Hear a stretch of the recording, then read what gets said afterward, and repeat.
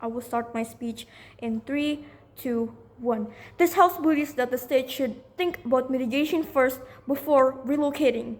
Or, in other words, prioritize mitigation first before relocating. By mitigation, we mean investing first in systems that should allow people to remain safely with their communities, as mitigation is better for urban planning.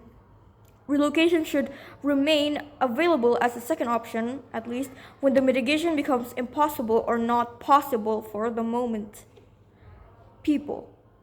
We should consider that a house is not just a building that consists of a roof and a wall, but it is also a place where someone could have learned the first time on how to walk, how to speak, their first place where they socialize with their family.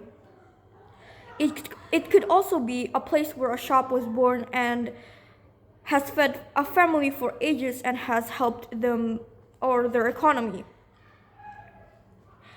A house is not just a place that consists of a roof and a wall, but again, it is also a place where a memory has created, or it is a part of an important memory to someone.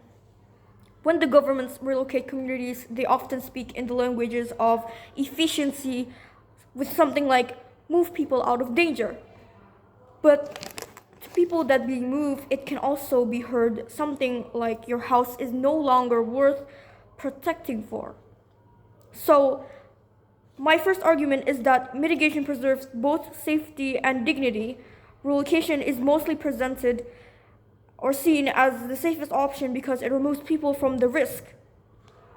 But keep in mind that safety is more than just simply surviving.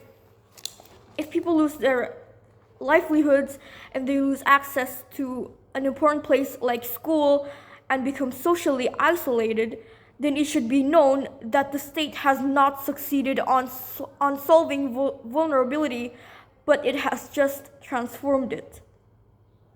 Mitigation allows governments to reduce disaster risk while preserving the social and economic foundations that people rely on.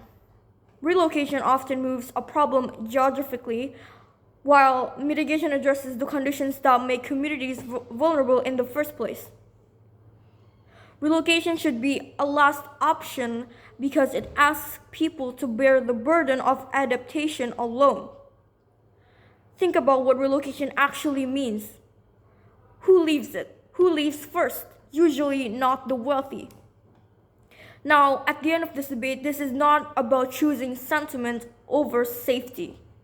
If the government relocates them inland, they may lose immediate access to sea, aka their main source of income. Even if houses are provided, livelihoods disappear. Family will become economically unstable. Disasters are increasing in frequency and intensity if the state responds by constantly relocating people. Then where does it stop? Floods today, then move. Landslide tomorrow, move again. Again, people, where does it stop? The goal of government policy should not simply be moving danger elsewhere. It should be building the capacity of communities to live safely and sustainably. People deserve more than survival. They deserve the ability to remain connected to the places they call home while being protected from the disaster. For those reasons, we proudly stand for this motion.